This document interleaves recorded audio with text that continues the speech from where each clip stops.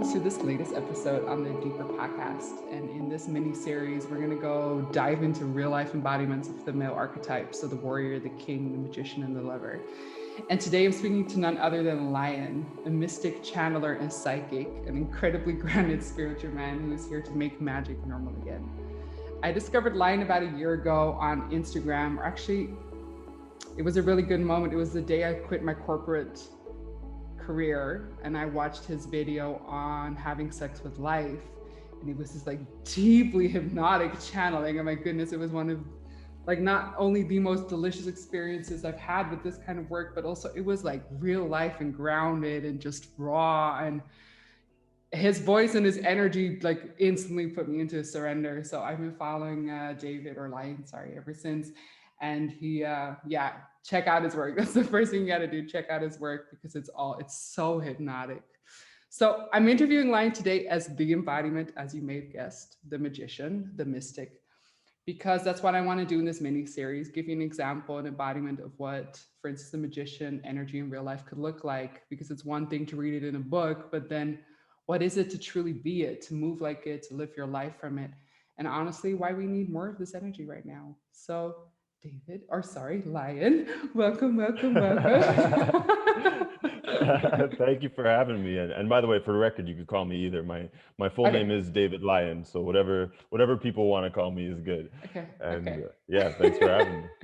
Yeah, thank you so much for being here today. So for people who are not familiar with you, would you like to just start with just briefly who you are, what your story is, or what you're building right now? Oh man, I mean that's a loaded question. um, so who I am, I guess you could say I'm known as a mystic, a channeler, a psychic, as you said. I love to show people more of the magic of life in themselves in very practical and simple and playful ways.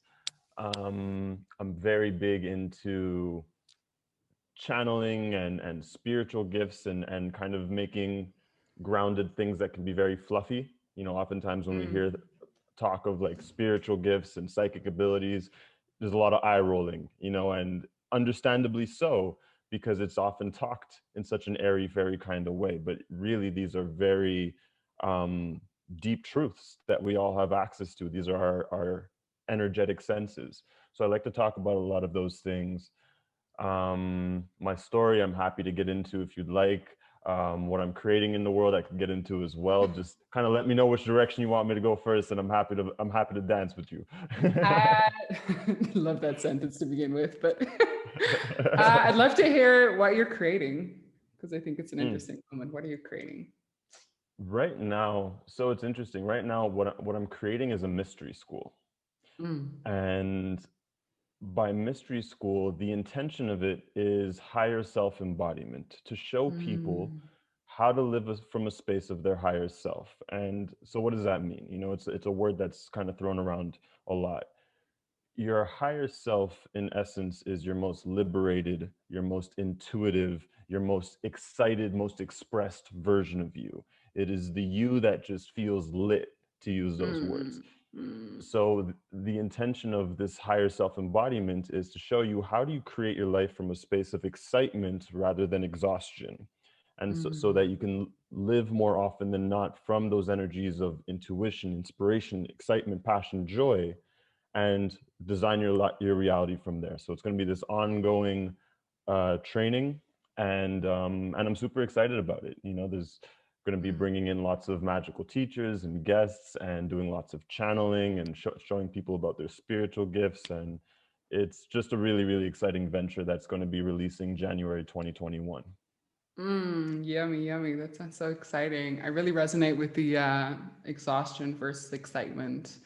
I always tell people like go follow your fuck yes, because even if it doesn't make sense, it's something inside of you that's like guiding you somewhere, Yep, and it'll fall into its place at some point. Like start following your fuck yeses. Yeah. absolutely. You know, because like the feelings you create from is the reality you're building towards. Yeah. Right? You know, so if you're Mm-hmm. constantly building from frustration and stress, then you're just going to end up having more of that. That's why there's such thing as miserable millionaires. You know, if Mm. money was really the cure for happiness, then we wouldn't have miserable millionaires. So Yeah. it's really paying attention to what feelings we're building and creating from, so that we can feel free and alive and empowered in whatever reality we choose to create, while having the abundance and everything else we want in life. Oof, I love that. I feel that. Hey, so for people who are newer to this or newer to you, what is channeling? Because I have my own experience in this, but I'm sure Hmm. everybody has their own. Yeah, what is channeling to you? I'm super curious. So channeling is a very natural state of being that absolutely every person experiences. You might call it being in the zone, you might call it the flow state, you know, you might call it channeling, but essentially it's that state you go into, for example, when a singer all of a sudden just has to like is driving and then just gets this inspiration of a song that wants to come through and needs to pull over the car because it's just like, sorry, I just need to write, and just takes out their phone and starts letting this song be writ through them. I don't know if that's a Mm, word. That's a channeling state. You know, a mm, basketball player, when they're super in the zone, they see time slow down and they just know how the people are going to move, and so they're able to enhance their ability through that state. A channeler, someone who kind of specializes in channeling through guidance like myself, I use that exact same state. However, I don't use it for basketball or singing. I use it to communicate with people's spirit guides, angels, higher self, or just to put a more mm, simple word on it, I use it to communicate with wisdom. I mm. use it to access cosmic Google. I am able to receive wisdom and receive genius, you know, because I'm sure pretty much everyone has had the experience where, let's say, you're giving advice to a loved one or a friend, and while you're giving advice, this thing happens. You go into this state where you're just as blown away by the wisdom that's coming through as they are, Mm. and they're like, "Damn, that was good." And you're like, "Yeah, I know, right?" It's because you were channeling. You were Oh, in I the love channeling that. state. So it's everyone experiences it, whether you're a chef or a spiritual guide. It's just a matter of how to access it. I love that. That's so beautiful. I love the how practical you just made that. I personally have that. I can feel like it sounds like such a weird example, but I can feel like something's pulling my ear. And whenever I feel that something's pulling my ear, I know I need to sit down and I need to speak something, but I actually have to sit down in front of somebody and be like, okay, I have something to say to you. I don't know what's going to come. And then it just comes and it doesn't feel like I'm being overtaken by something, but it just feels like all of a sudden I'm like opening a door to something that wanted to be opened. And the word Yep. just come out and all of a sudden it's over. And I'm like, okay, that was really cool. What just did that work for you? Yeah. And it's so you can also have these kind of signals almost of like, okay, if you want to speak to me or if something wants to come through, pull my ear. That's how it works for me. And then I'll sit down and I'll let you speak. That's how it Absolutely, works for me. yeah. Yeah. That's such a perfect example. You know, it really is our most natural state of being. Everything I do is from a space of channeling now. I no longer prepare anything or premeditate things or anything like Yeah. that. You know, much in the same way, when you show up for a conversation with someone, you don't need to prepare your notes. You just show up and you have a conversation. So same thing. I do everything from the channeling space. Yeah. This brings me right away on why I wanted to have this conversation with you, which is I notice I think for a lot of modern men, this whole like intuition or psychic abilities or channeling or whatever it is seems like it defies what like the way of the masculine almost is like it defies logic. We don't get it. It doesn't make sense. Science hasn't proven it. Whatever it is, it can be very much against like this really masculine logical way of a structured way of looking at the world, which is such a pity because we've somehow like put like intuition or this psychicness, it's so strong in the feminine world, right? We're all about the rituals and the witches and the moon workshops and whatever. We're all about that, and yet we don't seem to connect men so often to it. So that's why I was so excited to speak to you about this because there's not a Hmm. lot of role models or examples of what this looks like in a man, and that this isn't a feminine thing,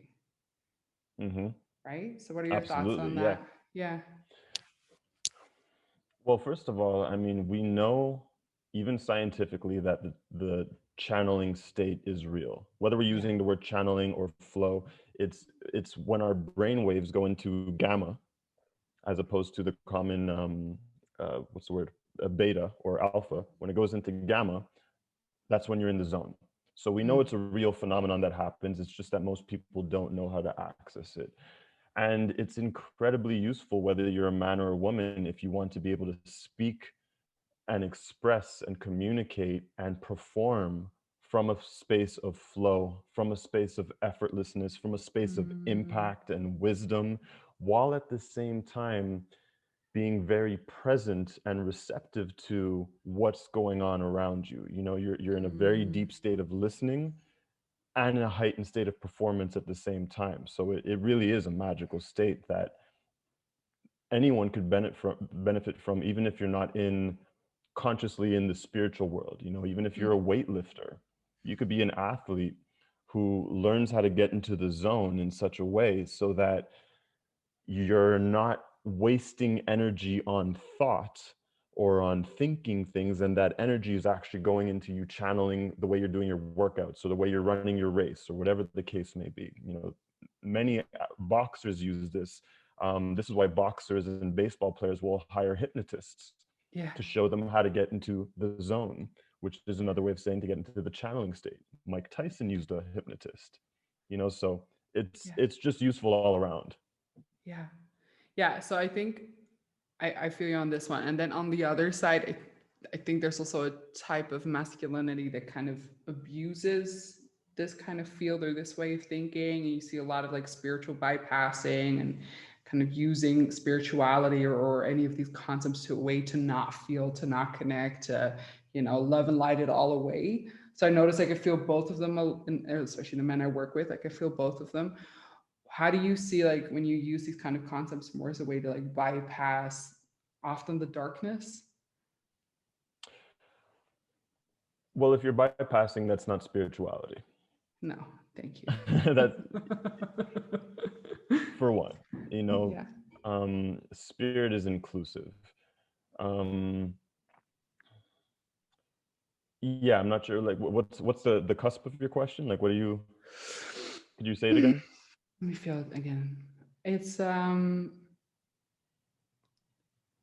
it hurts me often to see that I can see it especially in men actually that they use things of spirituality or spiritual concepts as a way to actually feel less, to connect less, as a way to like sever themselves from their heart because now everything's love and light, or now it's all your own karma, or it's all your projection, or whatever it is, but as a way to actually bypass their darkness or their pain or whatever, their shadow or that of the other. And that to me is it's often quite painful to see because it's such a beautiful, like spirituality is such a beautiful thing, or like this flow state is such a beautiful thing, and that like Yep. the tools we have for that can also be used still as a way to actually sever yourself from truth. Yep. Yeah. Yes.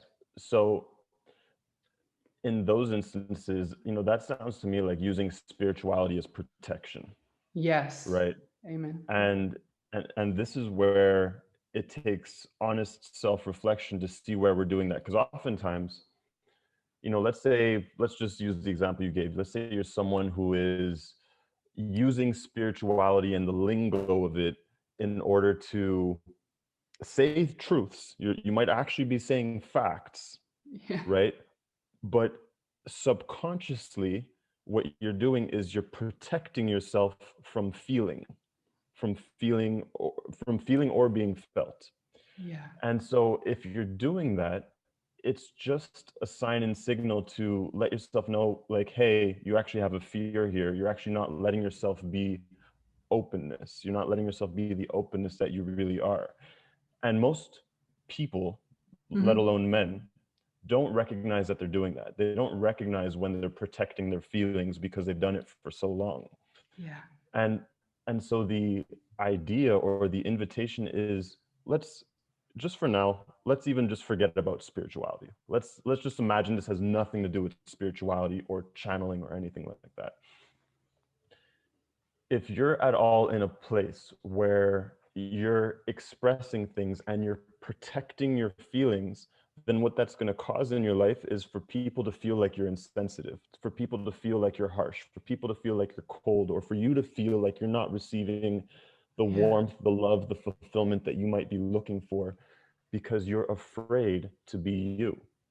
Yeah. That's what it comes down to. The only reason why you might Mm. protect your feelings is because on some level you don't feel like it's safe to be you, right? And so this is where, you use the term darkness.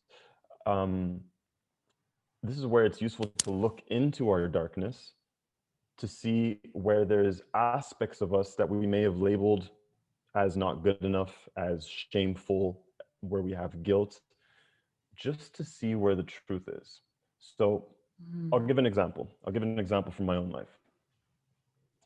Recently, I was in a situation with a close friend of mine where I noticed that when we were hanging out, I was dampening my expression. I didn't feel comfortable to be my most fully lit and expressed self. And so I kept finding myself needing to make space in order to have room to be me, right? So whether that looked like being like, hey, can you leave the house for a bit just so I can do my creativity or just so I can have my space, or me just going out for walks, I was creating a separation in order to Mm. have the space to be me, which was necessary on one level to see what was going on inside myself. But it also pointed out that there was a limitation inside of me. And I'm all about mastery. So when I see a limitation, I love to dive into it and dissolve it. Mm. So when I really looked at it, I'm like, okay, what's going on that I feel like I need to dim myself when I'm with this person? And what came out was I was afraid on some level of being my most rawest expression because I was afraid if I said what my raw self really wants to say, that it might trigger or hurt my friend. And I didn't want to do that. So I was resisting and keeping myself down. So once I saw that, what I did is I created the space for myself to be expressed. I said to her, I'm like, I realize I've been doing this thing to myself where I've been holding back my raw expression. And on some level, my insecurity is I don't feel like it's safe to be myself, which I know is ridiculous because it's always safe to be you. And so I'm just having this talk with you right now because I want to just be heard and to create the space for myself to be raw and expressed. If it triggers you, if it hurts you, I apologize. I don't know if it's right or wrong, Mm. but if you can just be that space for me, we'll get to clarity together. And just in expressing that, it changed everything, and then my raw self felt expressed. So this is just an example of where, I in my own life found myself protecting my feelings and dampening myself down and change things, and so that's what I mean, where we could explore these things without using spiritual language per se, but it's Yeah. all the same thing. Yeah. It's where are you resisting yourself? Where are you suppressing something or pushing something down or pretending something isn't there? Yeah. Yes. Yeah. Yeah. I feel you on Yeah. that. Exactly, Mm. and by virtue of doing so and letting my raw self be expressed, that translated into every area of my life where now I felt like, oh, I could be more raw in general now, which is me accessing more of my power and potential rather than suppressing it. Yeah. So what if I can hear some people listening to this and they will say, okay, yeah, great, but what if my raw expression does hurt people or isn't good or is painful or is uncomfortable? Like, how do I know that that is actually, the healthy thing to do or the right thing to do? Yeah, and Yeah. it might it might Yeah. trigger, it might hurt. I think what's important is intention and communicating your Mm. intention first and foremost. Expressing, just like I said, being like, you know what, I have something that I'm afraid to express because I don't know if it's right or wrong. It might come out ugly and messy, and I don't know if it'll trigger or not, but this is my deepest truth, and I need a space to explore it so that we can get to greater clarity and harmony together. And if the person has even just a little bit of love for you, they'll Yeah. receive that, Yeah. right? So Yeah. that's part of what love is and growth is. That's so beautiful. I feel this. I also feel like how And I think it's more rare how well you are at expressing your vulnerability and of just expressing the truth of what is like, hey, I find this scary to say. I don't know how you're going to respond. I might say it wrong. I'm afraid I don't have the words, but here I am. Right? Right, Yeah. exactly. Yeah. Like, let's take a very raw example, because I know a Mm-hmm. lot of people are in this at the moment. Let's say you're in a relationship with someone who you no longer want to be in a relationship with it. And at the same time, you love the person. There's nothing wrong with them. You're like you have nothing bad to say about the person. You just don't want to be with them anymore for whatever reason. Now, your raw expression might be saying that. It might be having the courage to be like, look, I don't want to be with you anymore, or whatever that is. So will that trigger? Very possibly. Will that hurt? Very possibly. However, is it more loving for you to be you and to speak your truth and to let the truth be free? Yeah. Or is it more loving to stay in illusion and act like everything's okay and let people believe a lie? What is the act of greater love over there? So it's not about what pain it might cause, it's about Mm-hmm. what is the act of greater love. Yeah. Yeah. What's truly loving? What isn't just like loving right now, but what is like truly loving? Yeah. Absolutely. Yeah, Yeah. I love that. I'm curious, it's just coming up for me now. Like, what do you see in, is like happening in the masculine, feminine energies in the world? Because I can feel that you have a much deeper embodiment of it than most people. So, also from like your wisdom, what can you feel is happening in that space and where we are right now in the world? In this moment, especially in men, Mm-hmm. men are, I'll put it in very simple language, men are very afraid to be themselves. Yeah. They are holding back a lot. They're being very polite and spiritually correct in a lot of ways, to the best of their ability, but they are often prioritizing niceness over authenticity or politeness over deeper truth. And so there's what I see in men especially is this great fear to really let themselves be themselves and live their truth, not just in their relationships, but in their lives. Whatever it is that they're wanting to pursue or be expressed in, there's a lot of turmoil in the field at this time with men. Um, the cure, so to speak, for this is honest expression. It's being real with yourself, taking a moment to acknowledge what the truth is rather than letting the fear. Because here's what a lot of people do, men and women, is they'll have a certain inspiration. They want to live a certain truth, but the second they feel a fear, they're like, nope, and they cancel themselves out and they just put it to the side rather than just being like, okay, I'm afraid, I do have fear here, but this is still the truth. Let's continue exploring. Mm-hmm.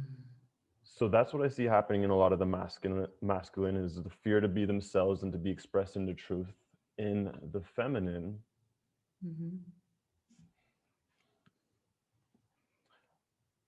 lots of stuff having to do with love. Where is my love? Who is my love? Um, there's a lot of deep learning of loving of self, like learning to love yourself is what I'm seeing a lot in the collective. Um, and how do I put this part into words? So very often the what we'll see in women is when a woman goes into relationship, subconsciously because of patterning, they will want to be with the man or the woman. They'll want to be with their partner more than they want to be with themselves. Oof. So they will self-sacrifice for the good of their partner. And so they will give everything, they will do everything, they will please everything, and often put their own passions and inspirations to the side. And what that usually looks like is it just doesn't get to for a long time. And then frustration gets built up. And what they're finding is that this is no longer working because relationships and love is evolving on our planet. And so now what women are being asked to look like is what deeper love actually looks like. What does love look like without self-sacrifice? And what does it look like to want to be with yourself more than you want to be with anyone else? And letting that expression of wholeness attract reflections of wholeness. And so that's what I see happening with women is a lot of learning of these new kinds or qualities of love, in order to be that expression and version of love and attract opportunities and romance that reflects that. Felt that. I can feel on both of them that it's something about like sourcing it in yourself. So for the feminine, like without that self-sacrifice, can I find that love within myself and still connect to you? Like, can those two exist? And the same for the masculine, actually, like, can I be in connection and totally true to myself? There's also a self-sacrifice in there. Like I work with all these groups of men, and this is honestly the one thing we do for like 2-3 months is I call it sacred selfishness, because it's like you need to get selfish again. You need to feel why you want to be there, what you want to do for dinner, what you want to do in that space, and then lead from your masculinity from there. But go feel again that Yes, your intuition actually is wisdom, and she whatever that is, the feminine, is longing for that, for you to actually take up space and to take up your power. But for yes, that, you have to become, there needs to become this like sacred selfishness again of like, here's what I want to bring. Okay, that's yes, like instantly magnetizing. And it's so, for a lot of the men I speak to, that's so far away from like being a good guy or what they think being a good guy is. It's so scary to become selfish in that sense, or to feel yourself Abs- again. Yeah. absolutely. It is a scary thing, I went through a practice myself where my guides were telling me to practice making life my wife, Mm. right? And it's like, where am I not being in service to and catering to my wife? Where am I not taking my wife out on dates? What is my life asking of me and calling of me that genuinely excites me, but I'm cheating on my wife with these other women, as an example, I right? love this. Because for their needs or for their things, because I'm thinking that this is being a good man, that I'm thinking that keeping myself small and keeping her comfortable is the quote unquote right thing to do, when I'm actually keeping us both down. Yeah. So it's scary as fuck. Like, I'm not going to pretend like it's easy, but it does get easier the more we cultivate that courage to know what the truth is. For me, that courage comes from knowing what the truth is. That's what it is. It's knowing that being myself is the highest act of love and service and expression I can offer anyone, period. Mm. Mm. and and the best way to be myself is to water myself with truth, to water myself with inspiration, especially when it's scary. Make life my wife. I love this. I do the same thing. I check where I'm resisting. Where am I resisting him in whatever shape form that is? When it is Yes, my own trigger, and I think no, it's fine. It's a resisting of leadership. If I'm, I don't know, uh, not wanting to be in lockdown, which of course I get, but like it's a resisting of what is. Can I yes, actually flow into some, even when it hurts, but can I flow into that? Like, where am I resisting what is, or where I'm being brought to? Like, I was in the corporate life and I had a burnout for 2 years because my body collapsed, because it was like, I will not do this anymore.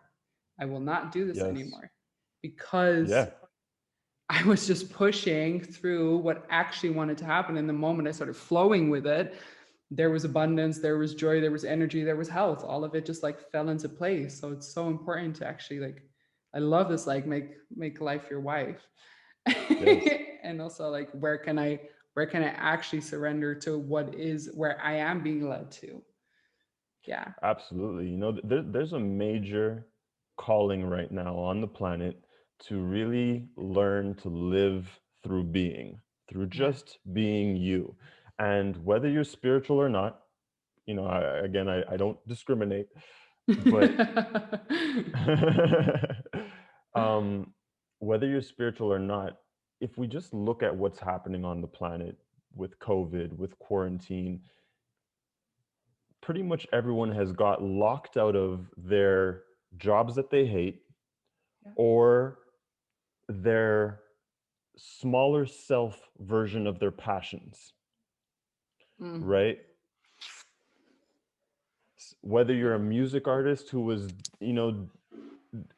going to different restaurants performing, but just barely making ends meet, or a photographer, there are smaller self versions of your passions. And so what's happening is there's this calling to step even more into your beingness, to live even more from your truth and your wisdom, because that's the one thing that can never be taken away from you. No matter what kind of quarantine or COVID hits, you can always be you, but that's where it takes courage. Oof. That's where it Oof. just takes a shitload of courage. Oh, I felt that. Hey, I'm curious. I know I think I saw a post from you about that, but it's also how I found you. Like, how does for you like things like spirituality and sexuality come together? How's Very that well. connected? But I was just feeling into that question. I was like, do I actually know anything different? But okay. How does spirituality and sexuality come together? For me, there's no separation. No. Um, yeah, there's no separation for me. Sexual energy is spiritual energy, and spiritual energy has sexual energy as one of its expressions, Yeah. right? Um,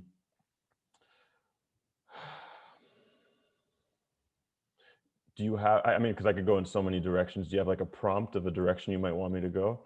No, feel into Just it. just go. Okay, Yeah. cool. So I love to be very intentional with my sex, with my sexuality, without being cerebral about it. Like it's not a thing. Mm. Mm. It's not like, okay, so all right, so my intention this time is to make her know that she's my beloved, and like it's not a serious thing. But when I say intentional, I just mean my heart's in it, my Mm. love's in it. I'm very aware that I'm here to be giving and to be generous, and to also receive and to enjoy the moment myself, because Mm. there's a oneness, right? So I love exploring sacred sexuality with people when that opportunity arises, and and I've used it not just for pleasure, but it's a very healing experience. It's a very expansive experience. Oftentimes what I like about the blend of spirituality and sexuality is it's very often an opportunity for your partner to experience more of themselves. Mm. Places where they don't know how to receive intimacy, places where they feel like they need to perform, places where they feel like, okay, it's their turn to now do a thing, right? You get to be in that dance together and please and be pleased, and go into more and more expansive states where it just feels like a oneness. There's no real thought on who's giving or who's receiving, because you're just in this dance of magic. Mm. And that allows for not only the most explosive orgasms, but the best highs. Because when you're having sex from your heart center, as opposed to your lower chakras, as opposed to your primalness or just horniness, when you're having sex from your heart center, then you're actually not even, as a man, you're not even drained after sex. Mm. You don't feel like you need to knock out, and you actually feel high, and you feel like even more creative, and you could expand even more so. So, I mean, I could talk on this for days, but that's that's my lay of the land. I got two things going up. One is I've joked often that like sacred sexuality is my version of ayahuasca. Like I'm too sensitive. I can't take psychedelics anymore. But for me, it's the state that I get in sexuality. It is so deeply psychedelic for me that I go to different worlds, and it feels like such a like it's a trip. It's so deeply a trip that I can't handle that every day.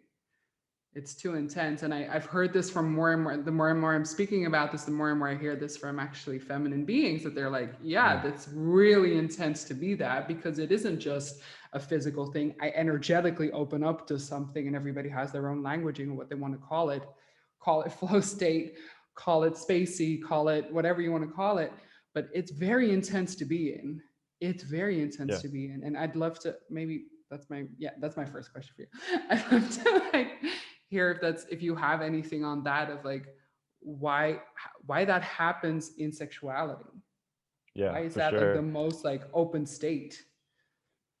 So I'm a very big practitioner of what you might call sex magic Mm-hmm. or ancient Egyptian tantra. Mm-hmm. And this is very natural for me. You know, like I didn't know that I didn't even know that tantra was a thing. It's just something that came to me very naturally. And then someone was just like, oh, you're a tantrika. I'm like, cool. You know, so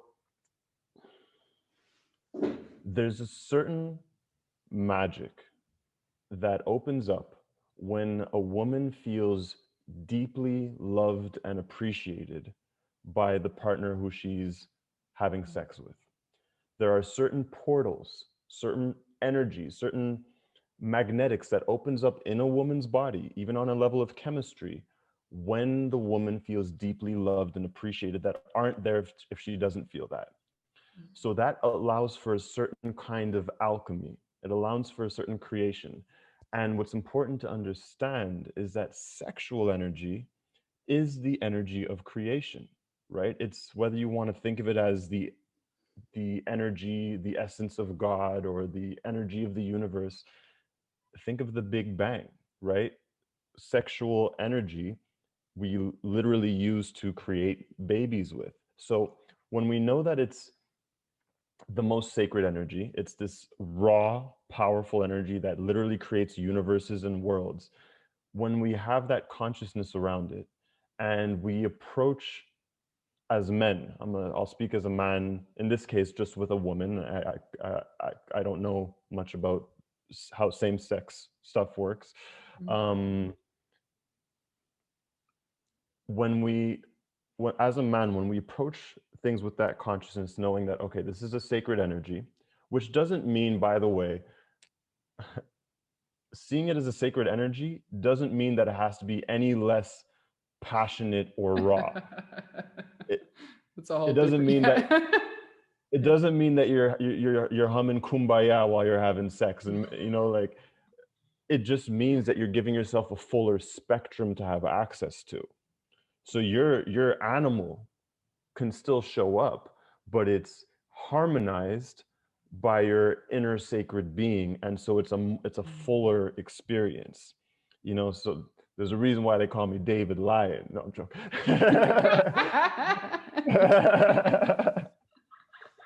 I see, I see. Yeah.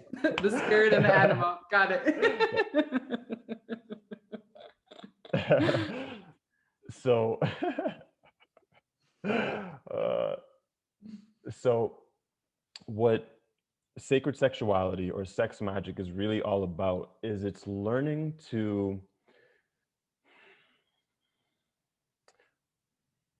move sexual energy up your chakras, up your body as you're feeling the energy and as you're having sex. So what most people do, men and women, is they keep all their sexual energy in their pelvic region. This is why guys will have premature ejaculation. And this is also why it'll make it hard for a guy to last. If a woman is keeping all her energy in her pelvic region, there's so much vibration and sensation that it can make it Mm. harder for a guy to last. Mhm. So often I'll even give the prompt to the woman when I feel that. I'll say, I'm like, breathe. Mm. I'll say, just breathe, and it's my reminder to bring that energy up the body, right? It makes it easier for me and for her. And so I'm doing that with myself as well. I'm not keeping that energy just stored in one place. And again, this came natural to me, but I'm very intentionally moving that energy up my body. And since it's sexual energy, which is pure nutrition from source, as you bring it up your chakras, you're nourishing every energy center in your body. Mm. And this is a very powerful way to accelerate your spiritual growth and expansion. As the story goes, and I'm framing it this way just for correctness, but as the story goes, this is how Jesus and Mary Magdalene Yes. developed their gifts. If anyone's ever read the Magdalene manuscript, I Mm, highly recommend it.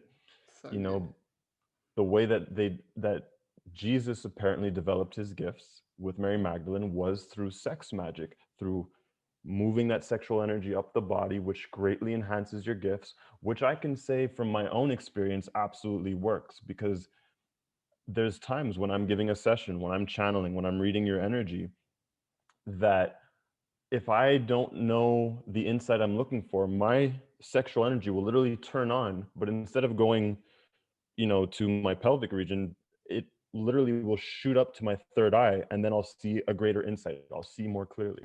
Yeah. So my sexual energy quite literally is part of my magic. Mm. This is so beautiful. If I can put this in very simple terms, I felt that myself, that like there's turn on in the strangest things. Like I can give like a workshop for 100 people, and then all of a sudden I can feel such a turn on, and it's just sexual energy. And Yes. it's not that I'm horny because of it, but it's just a switched onness to life. And there's so much energy in my body. And if I'm able to actually pull that up, or even like to the third eye, it's one of the most delicious ones. If I'm able to like pull it into that, like then it becomes a full bodied experience, instead of like this, like it sticks here and now I have to do something with it, right? Yep. It becomes this full body thing, but to actually notice like there's turn on in so many things, and to actually allow that experience. Have it Yes. sometimes as well when I'm coaching a client. All of a sudden I think like, whoa, there's life here. That's how I'm Yes. rephrasing it. Like, oh, there's life here. Whatever's happening, there's life here. And to actually Yes. feel that in your body, and move it, and work with it, rather than thinking, oh, but this is only allowed in this one category of my life that is very like switched off from the rest. No, it's part of everything. Yeah. The other part of what I felt, what you were saying earlier, was that what really got to me was, you said when a man is connected to his heart, he isn't depleted afterwards. And I think something I've heard a lot of men say, and especially tantric men, is that it's very painful that a woman gets to explode into so much like deliciousness and yumminess and surrender and open to God, or whatever you want to call it. And he just kind of like stays there. And there she goes, and he just kind of like hangs out there. And like something about how you were speaking, I could feel like that it was maybe slightly different for you, that it doesn't feel like there's this like this goddess like lifting up into the sky, having this like wildly expansive experience, and like the masculine is just holding space and it's just like, okay, I'm here.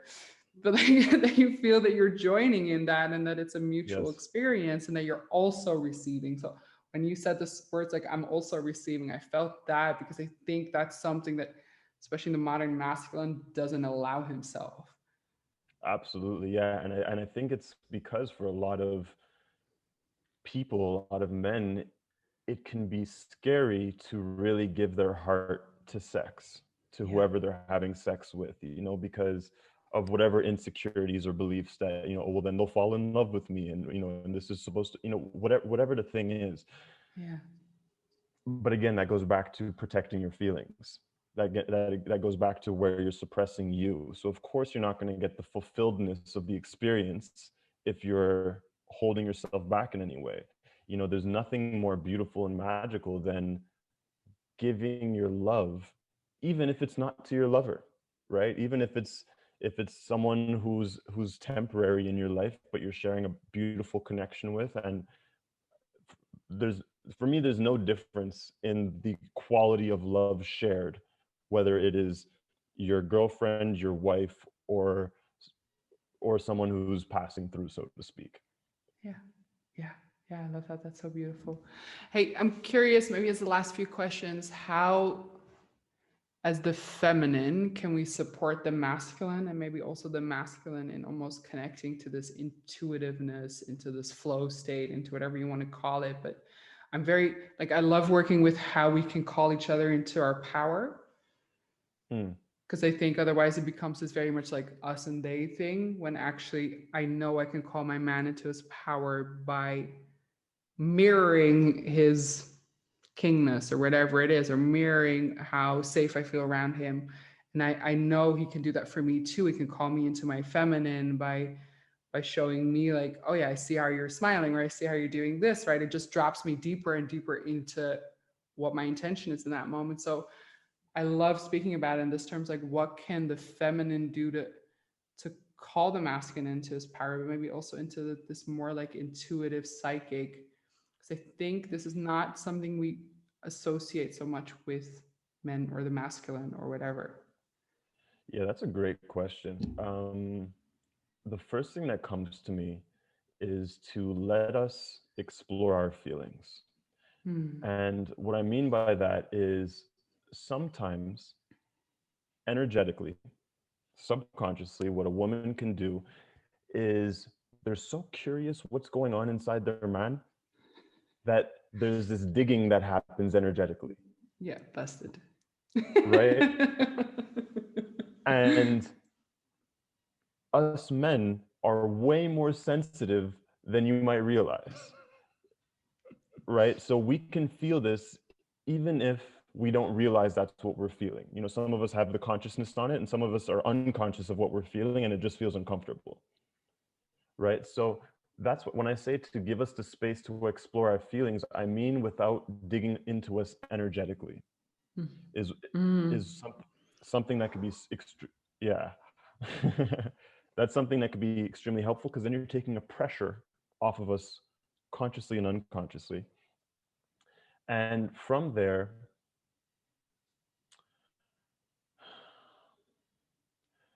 it will allow for more natural inspirations and conversations to happen. And I think what can be done that could also be helpful is to show, and I'm really just guessing over here, I don't know, so but to show that you can really handle anything, to show that Mm. you can handle whatever truth might, you know, because often if a man is quiet, I'm going to speak for myself.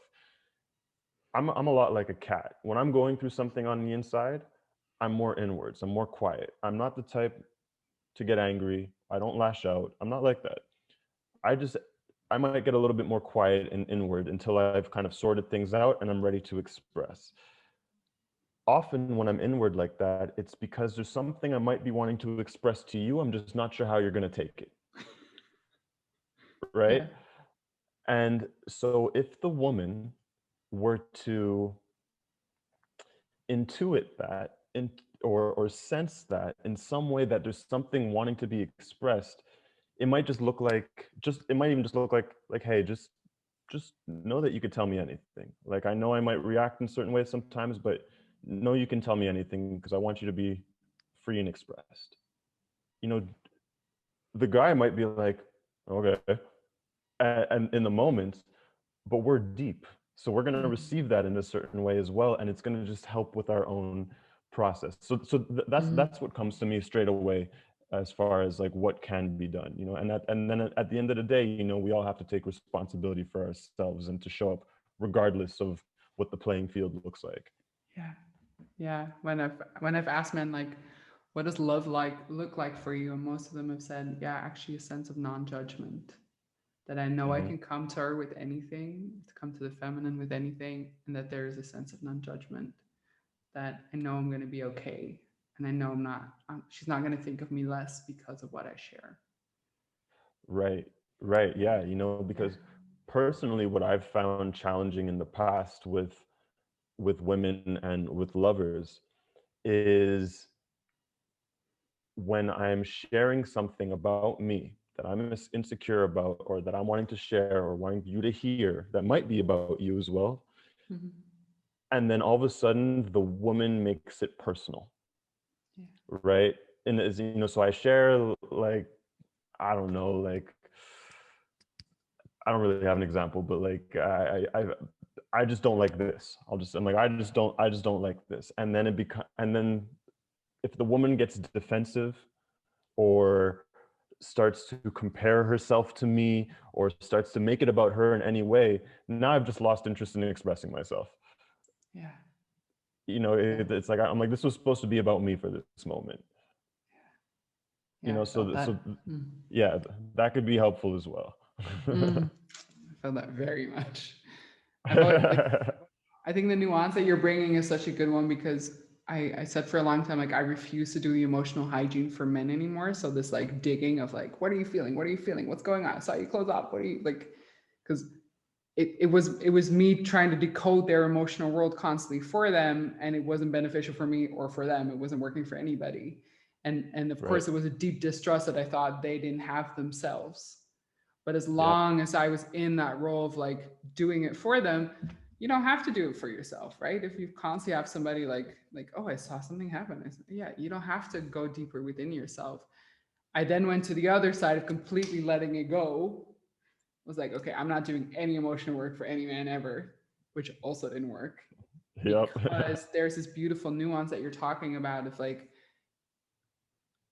see them or see a man, see him in whatever's happening, but energetically don't like go into it. Like don't Yes. go into his energy field. Just give an invitation like, hey, if you want to explore yourself deeper, here I am. But not Yes. a let me like dig for you. Yeah, I Exactly. love You that. know, because what I think goes on in a woman's mind is if you see something wrong with your man Mm-hmm. and or off or any of those words, right? Sometimes an insecurity can get triggered of like, what if it has to do with me, right? And or it's like a damage control mode, and we feel that, and it's not a pleasant place to explore. It's not impossible, but it's just not a pleasant place to explore. So I think the opportunity is when you see your man in something, going through something, to recognize where you're being reactive, where there's a reactivity happening, and to take a second to be like, okay, what is needed here? What is actually needed here? Does he need space? Does he need me to just say something? Do I need to leave the house? What is even, because I know how in the woman's mind they so badly just want to know what's going on. Like I just want to know what's going on. I just want to know what's going on, right? But it's that's what can feel very uncomfortable to the man, is like, well, I don't even know what's going on, right? Like, give me a second, woman. I've seen this shape so many times. I don't know. I don't even know. Just give me a second. Right? Yeah. Yeah. So that could be very helpful, just to attune to what is needed here as opposed to the reactivity. Pay attention to where there's reactivity. Yeah. Yeah. I love that. That's so beautiful. I'm mindful of time and I still want to ask you one or two really, really questions I'm just very curious about, but I think also, especially I know the men that listen to this, it's, you know, what if you sense as a man or as a woman, doesn't actually matter. You sense that there is something, there is maybe a channeling that wants to happen, or you sense your intuition, or you sense this like this flow state that wants to happen and that you've been resisting. How can you start connecting to that, or even like how can you, for instance, connect to spirit guides or something like that? What's like a first thing? Because I, like, for instance, I was raised by a very like a tantrika, and it's actually her passing day tomorrow. That's why she's on that on my top of mind. But she was very spiritual, and she, when I was young, she would just say, okay, tell me about what you see in your room, or like tell me who speaks to you. And so I never shut it down. There was never anything in my system that shut that part of me down. And so that feels very natural and normal in my system. But I know for a lot of people that I speak to, like, they can feel that there's something there somewhere. Yep. Yep. They're curious about it. It's also like, it's exciting to start exploring this. But like, where do you start? What's the beginner? Man, it's such a good question. And I feel like this is a whole hour long conversation in and of itself. But I'll start with this, based off what you said, if you're feeling that connection, you're feeling a channeling wanting to happen and you're resisting it, well, step one is to recognize that you're already connected. Otherwise, you'd have nothing to resist, Oh, right? So there's already something happening. You just have to have the willingness to be willing to explore and to express it, you know, without fear of judgment or whatnot. Because even if you get judged or ridiculed, at least you gave yourself the opportunity to receive yourself, right? When you express something that's like, let's just say I was like, man, I had an experience with aliens the other night and it blew me away, and the person's looking at me like I'm crazy. I still feel good because I just let myself receive myself. I expressed what I wanted to express. I received my own truth. I received my own expression. So I don't really care how you feel. you know, but and and obviously I mean that in the most loving way, but so to start, it's about having the willingness to live your truth. That is step one of being a mystic. You Mm, have to have the audacity. It's not even a mm, willingness, it's the audacity to live, speak, express, and be your truth regardless. This is why they say, and the mm, truth shall set you free. But when it comes into what this looks like into developing your gifts, I like to give the analogy of a flower, right? Because step one is you need to create the soil for yourself. A seed could have all the potential in the world. If it is not in the correct soil, it will never blossom, right? So step one is you need to create the soil, the environment for yourself internally and maybe externally as well, to be able to explore and express your truth. So for someone just start getting started, that might look like, hey, to whoever they're living with, and be like, hey, I'd love to express and share some things that I've never really talked about that feels uncomfortable, but I'd love to explore some truths and just see what you think, or and just jam out on it. You've just created the soil. You've just created the mm, environment for the seed of your truth to blossom. mm, And obviously you can do this in bigger and bigger ways by designing your life to be the soil, right? mm, Once you have the soil and you have the space, it's about allowing your truth to speak by watering that seed with your inspired expression, with mm, your truth, with whatever's wanting to come out. And mm. that's going to allow that mystical seed to start to blossom. And the beauty in this is, as the saying goes, my favorite quote, this is the quote that I live my life by. It says, "The flower doesn't dream of the bee, it blossoms and the bee comes." Oof, Right. that's gorgeous. Beautiful, very powerful quote. This is how I live Oof, my life. oof. And and so as you allow that seed to blossom, you will have no choice but to attract the bees of synchronicity and abundance. And by bees, that could be more of your gifts coming online, more of the people who want to hear about your gifts. It could be bees of opportunity that will help you in other ways. So it's always about investing in with your time and energy and maybe money in your blossom, and to allow the bees of abundance and synchronicity to do the rest. But you have to create the soil first. Mm, this is so beautiful. This is so beautiful. So, is this soil for you? Is that mostly also with other people, that you have a place to reflect or be seen by other people in what your truth is? For me, it's who I am. So one of the most important things to me is there's absolutely no difference in the me that's showing up now than the Mm, me that shows up in front of my grandparents, than the me that shows up with my mom, than with my clients. There's no difference. And that's important to me because I there was a time where it wasn't like that, and there was uncomfortable conversations to be had. But for me, that was designing my life, my reality around mm, my soil, so that my life is a space of truth regardless of who's in it. yeah, So it's who I am. yeah, beautiful. Last question. How do you invite your spirit guides in?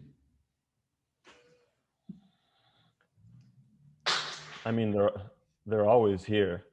um I don't necessarily ever have to invite them in. I understand where that idea comes from.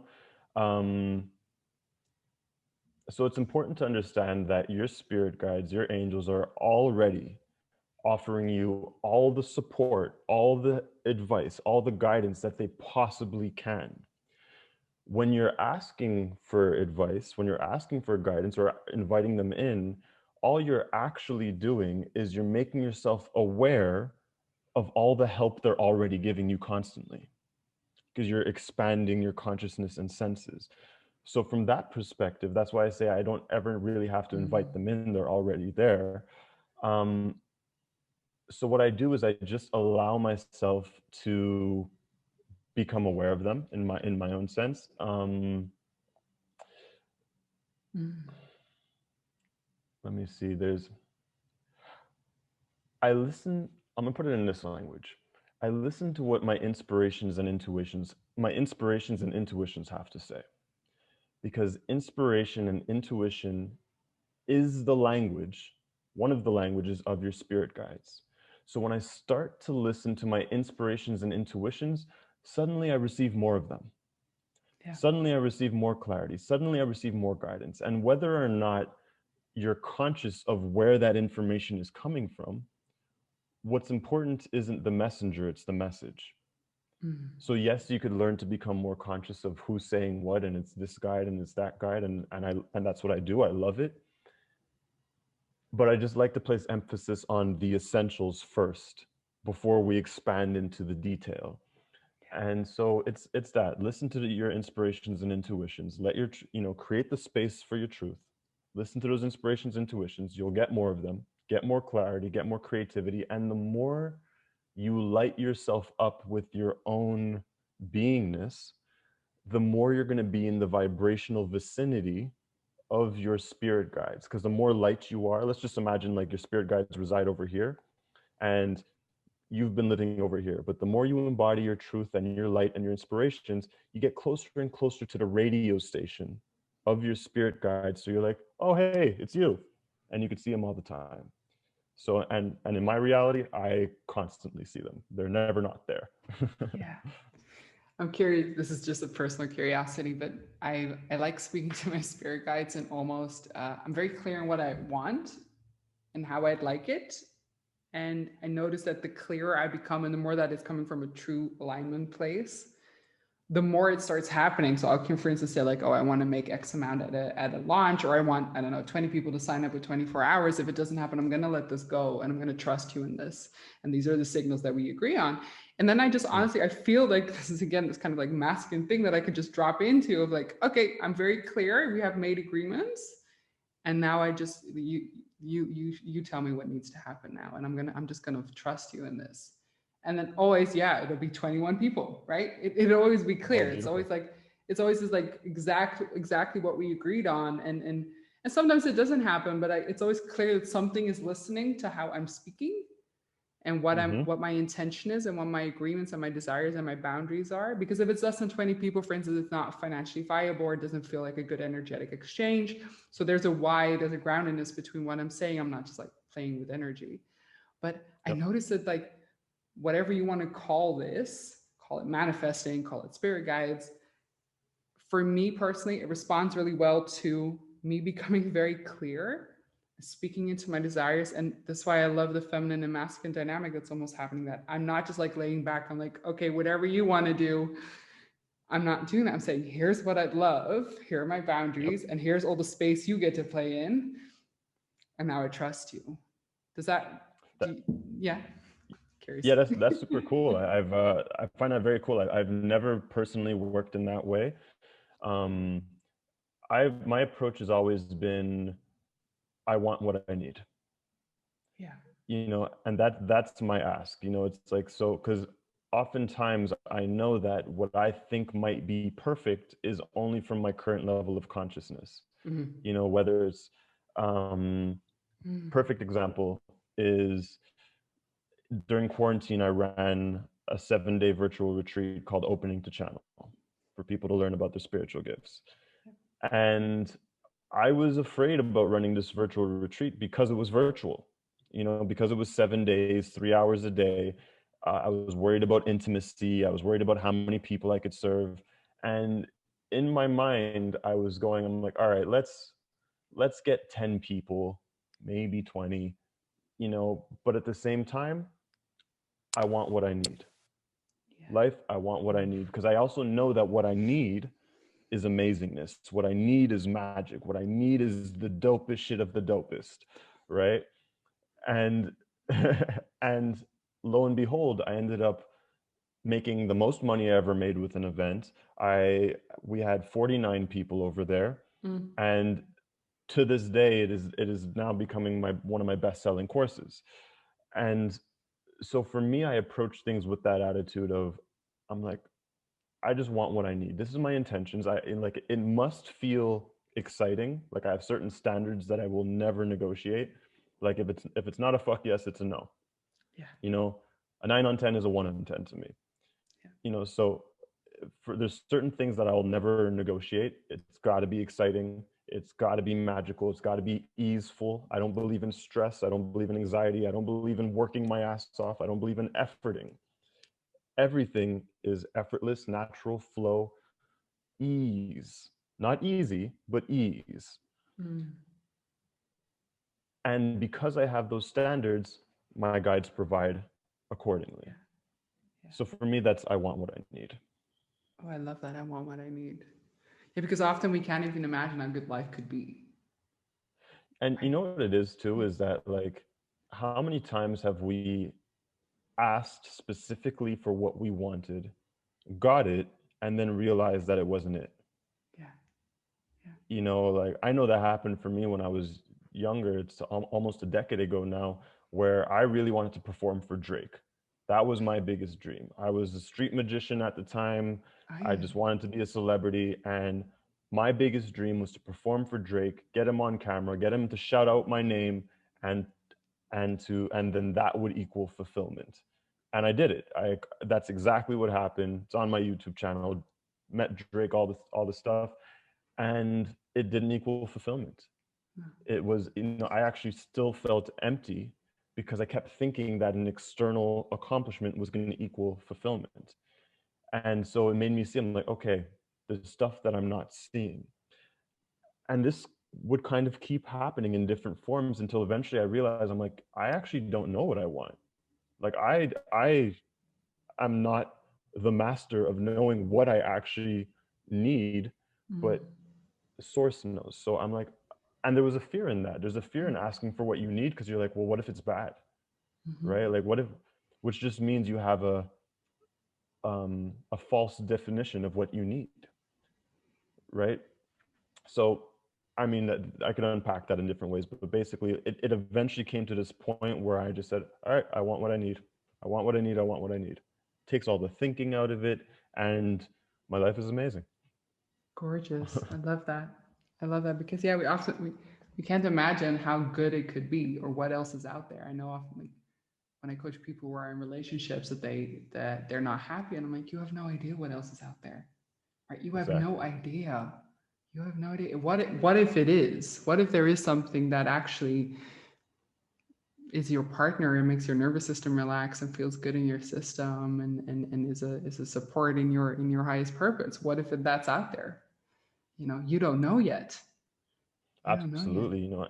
And just to speak into that really quickly, because I feel like Mm. it'll be important for some people, is oftentimes, and this happened to me, oftentimes people might find themselves in a relationship and they're not quite sure if they're settling or not. They're not sure if they're settling or if they just have a commitment issue or if Mm. it's some sort of thing, right?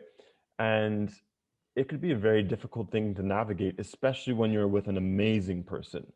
You know, if you're with someone who's poisonous, I mean, it could still be very challenging, but it makes it a little easier. But if you're with an amazing person, something to pay attention to is, are you in a relationship? Forget about the person. Are you in a relationship with doubt, or are you in a relationship with inspiration? Mm. Meaning, are you in that relationship because you're not sure?